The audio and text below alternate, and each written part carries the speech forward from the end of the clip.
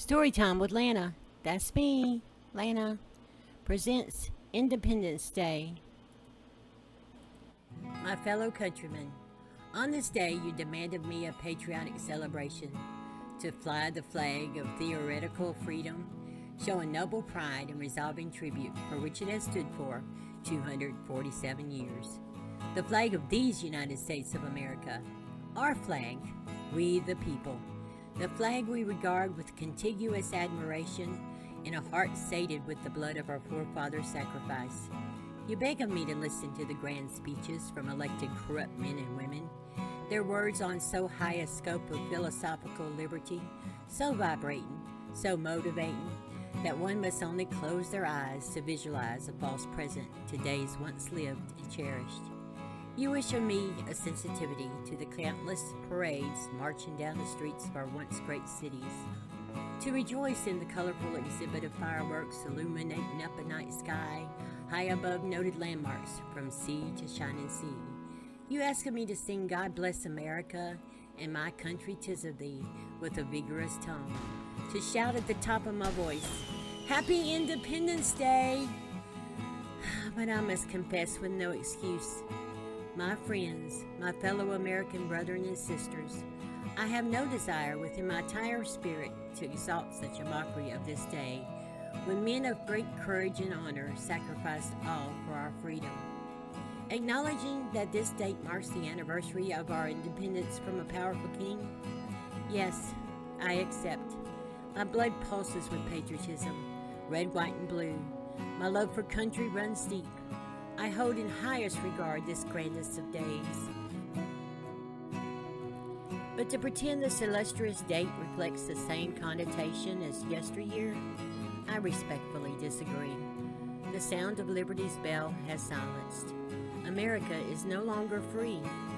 Our Constitution, a deed so profound that it was blessed by God Himself, the very fabric of freedom that great men crafted with such preconceived guidelines to guarantee a protected republic, is now unrecognizable.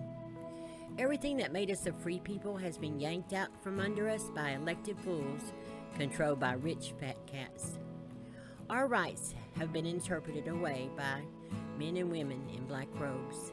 We are taxed beyond measure. Regulations silence the mind to be content in our own imprisonment. No room to dream, aspire, create. Our family units are broken. Children are taught as the government sees fit.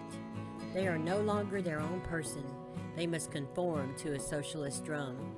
Greatness is now buried in a trophy that everyone receives.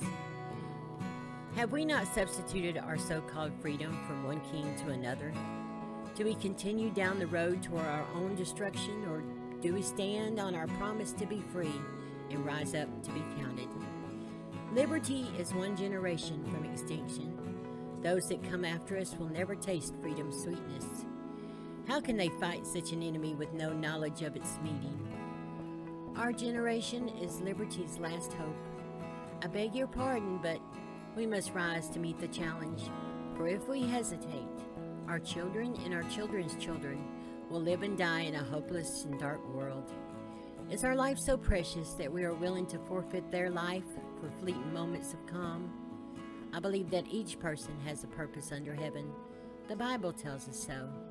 That each tick-tock of the clock brings us to the right place at the right time. This is when God gives us a choice, free will, to decide which path we must follow.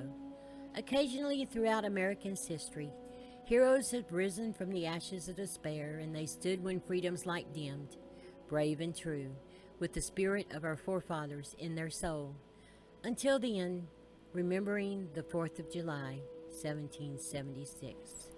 I pledge allegiance to the flag of the United States of America and to the republic for which it stands, one nation, under God, indivisible, with liberty and justice for all.